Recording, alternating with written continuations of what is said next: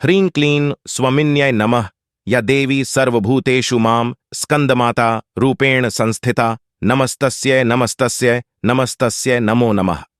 आज नवरात्रि का 5वां दिन है और इस दिन मां दुर्गा का पंचम रूप स्कंद माता के रूप में जाना जाता है। भगवान स्कंद कुमार कार्तिकेय की माता होने के कारण दुर्गा जी के इस 5वें स्वरूप को स्कंद माता नाम प्राप्त हुआ है। भगवान स्कंद जी बाल रूप में माता की गोद में बैठे होते हैं। इस दिन साधक का मन विशुद्ध चक्र में अवस्थित होता है। स्कंद मातृस्वरूपिणी देवी की 4 भुजाएं हैं। ये दाहिनी ऊपरी भुजा में भगवान स्कंद को गोद में पकड़े हैं और दाहिनी निचली भुजा जो ऊपर को उठी है उसमें कमल पकड़ा हुआ है। मां का वर्ण पूर्णतः शुभ्र है और कमल के पुष्प पर विराजित रहती हैं। इसी से इन्हें पद्मासना की देवी और विद्यावाहिनी दुर्गा देवी भी कहा जाता है। इनका वाहन भी सिंह है। स्कंद माता सूर्य मंडल की अधिष्ठात्री देवी है। इनकी उपासना करने से साधक अलौकिक तेज की प्राप्ति करता है। यह अलौकिक प्रभा मंडल प्रतिक्षण उसके योगक्षेम का निर्वहन करता है। एकाग्र भाव से मन को पवित्र करके मां की स्तुति करने से दुखों से मुक्ति पाकर मोक्ष का मार्ग सुलभ होता है। कुंडलिनी जागरण के उद्देश्य से जो साधक दुर्गा मां की उपासना कर रहे हैं उनके लिए दुर्गा पूजा का यह दिन विशुद्ध चक्र की साधना का होता है। इस चक्र का भेदन करने के लिए साधक को पहले मां की विधि सहित पूजा करनी चाहिए।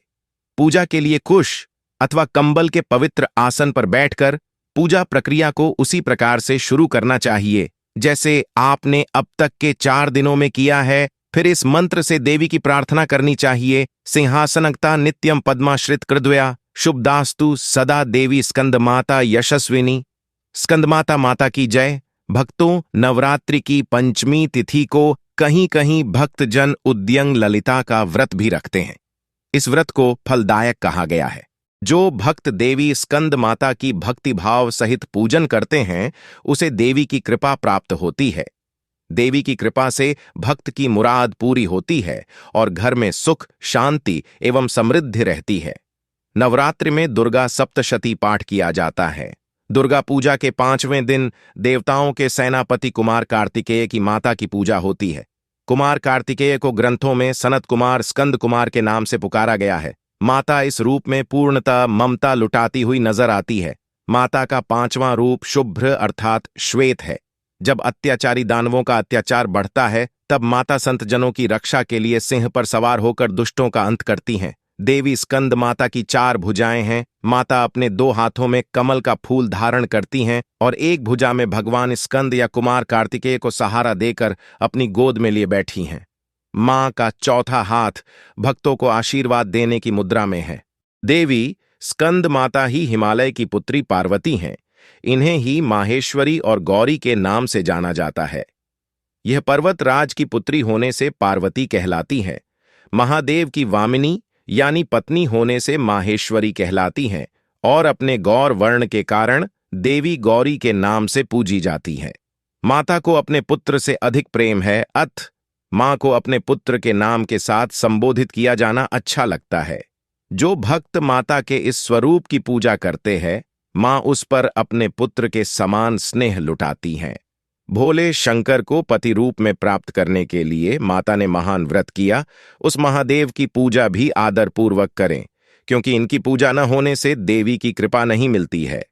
श्री हरि की पूजा देवी लक्ष्मी के साथ ही करनी चाहिए। पुराणों के अनुसार जब माता सती अपने पिता दक्ष द्वारा अपमान किए जाने पर यज्ञ अग्नि में अपने प्राण त्याग देती हैं तब भगवान शिव उनके शरीर को उठाए घूमने लगते हैं। ऐसे में पूरी धरती पर हाहाकार मच जाता है।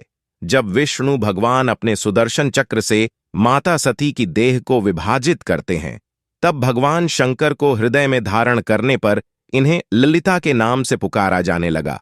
कालिका पुराण के अनुसार देवी ललिता की 2 भुजाएं हैं।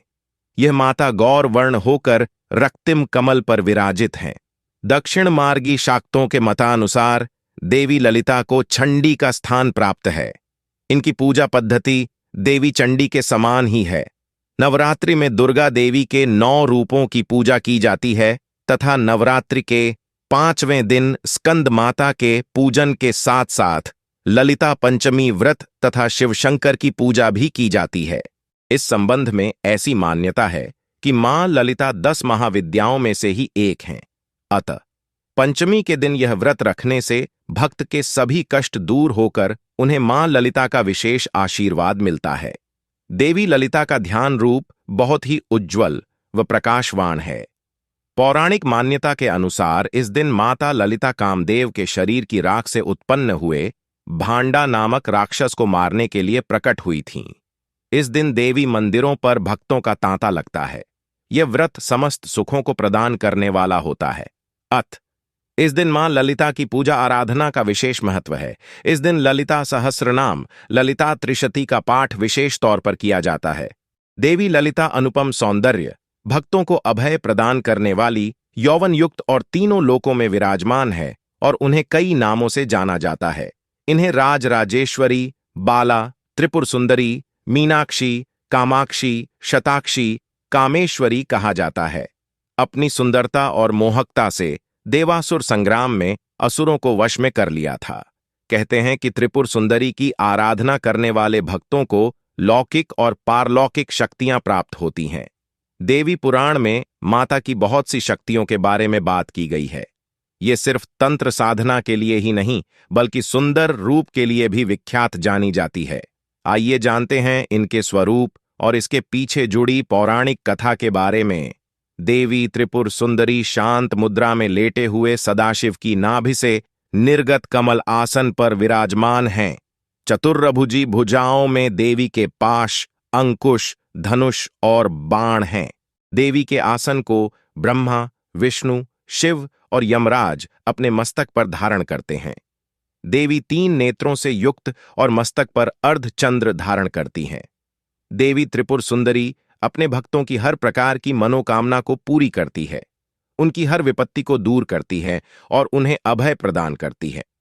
कहा जाता है कि देवी त्रिपुर सुंदरी की पूजा करने से आत्मिक बल, यश और कीर्ति की प्राप्ति होती है। पौराणिक कथाओं के अनुसार देवी त्रिपुर सुंदरी के उत्पत्ति का रहस्य सती वियोग के पश्चात भगवान शिव सर्वदा ध्यानमग्न रहते हुए हैं।